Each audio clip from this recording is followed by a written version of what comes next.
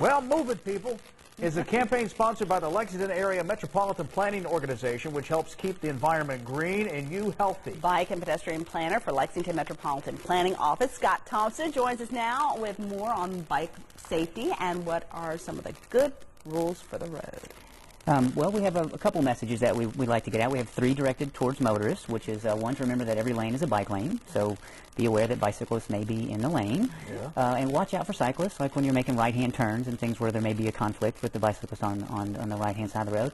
And to pass with care. You know, when you do pass a cyclist, you know, give them that 3 feet or more to give them safety and you safety as well. Because they're going to be going with the flow of traffic. Absolutely, and that brings us to the kind of the bicyclist message, which is ride with traffic, not against. Right. It's very important to ride with vehicular traffic when you're on a bike. I guess you're thinking that if you're facing the cars, I can see it coming, I can prevent it. Sure. So you can kind of understand that. But it's definitely safer, statistically safer to ride with traffic. Yes. And then, you know, we talk about respecting the red, so obeying the traffic laws. You are considered a motorist, so, you know, obeying the traffic lights and the stop signs. And wearing those helmets, too. Yeah, safety gear. But my question, and I've always had this since the Andy Griffith Show, why is it illegal to ride on a sidewalk?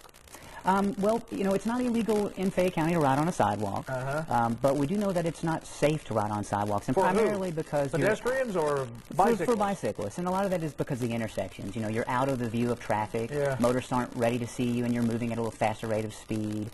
So we do say that if you're going to ride on the sidewalk, to you know, respect pedestrians and travel at a pedestrian speed and use extra caution at intersections. And I guess watch out for cracks and things in the sidewalk.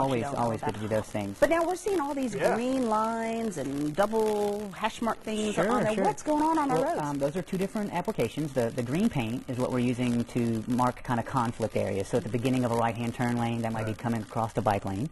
The green paint is there to indicate for the motorist to be aware that there could be a bicyclist in that lane. And for the cyclist to be aware that there could be a vehicle crossing the lane. So it just brings a little more attention to those applications. Has it been exponential growth since, like, the last 10 years? It seems like I've seen so many more bicyclists now, and obviously we're making it a little more friendly for them. Absolutely. But do you agree? I mean, are there more bicyclists than ever before in Lexington? There are, and you know, we know that we've seen an increase. We've seen an increase in the private market with new bicycle shops and things, so we know that there are more cyclists out there.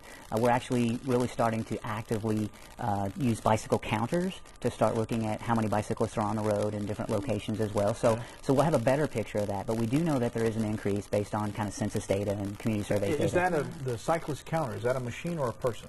It's a machine. Okay. It's a machine, yeah. So not a guy in a lawn chair. No. 1, no. 2. Where was I? My wife interrupted. To learn more, you can check out moveitpeople.com or search Move It People on Facebook. Scott, good luck with everything. Thanks for stopping by. Thank you for having me. Talk about being outdoors. It looks like it's going to be warm, but at least Heating up. okay. Heating up a little bit. Tom